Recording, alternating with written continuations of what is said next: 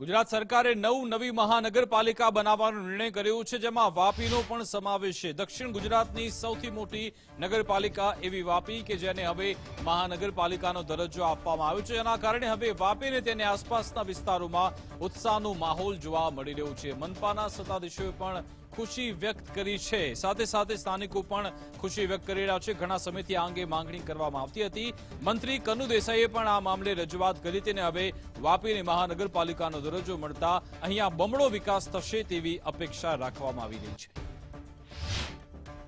દક્ષિણ ગુજરાતની આજે વાપી નગરપાલિકા સૌથી મોટી નગરપાલિકા છે અને આપણા માન્ય મંત્રી શ્રી કનુભાઈ દેસાઈ સાહેબને પ્રયાસોથી આજે મહાનગરપાલિકા વાપી ડિક્લેર થઈ છે અને એમનો જે વિધિવત હમણાં કાર્યક્રમ ચાલુ છે તેમાં કલેક્ટરશ્રીના અભિપ્રાયથી ગામોના 11 ગામોનો પ્રપોઝલો મુકાયા છે। એમાંથી જે બી લેવાય એમાં હમણાં સુધી પાલિકાનું બજેટ લિમિટેડ હતું। એમાં પાલિકામાંથી હવે મહાનગરપાલિકા થશે તો એમનું બજેટ પણ મોટું આવશે। એમાં વાપીનો વિકાસ તો હતો જ, એમાં હવે સાથે જે ગામડાઓ ભળશે એના માટે પણ ઘણી સુવિધાઓ અને જેમ કે લાઇટ છે, પાણી છે, રોડ રસ્તા છે, ગટરની સુવિધાઓ છે, આ બધી સુવિધાઓ એકદમ વેગથી કામકાજ ચાલુ થશે।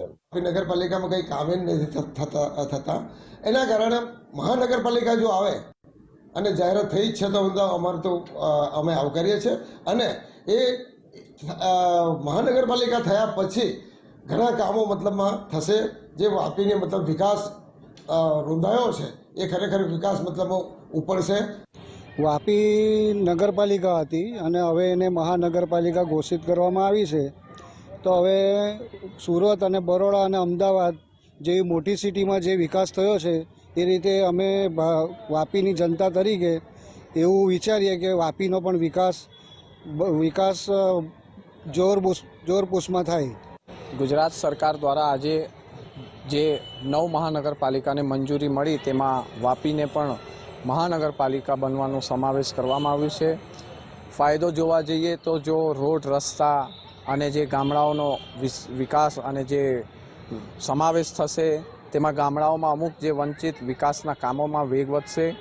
વાપીની તમામ જનતાને નવા રોડ રસ્તા અને જે સરકારની યોજના છે તેને સહાય પૂરું પાડશે।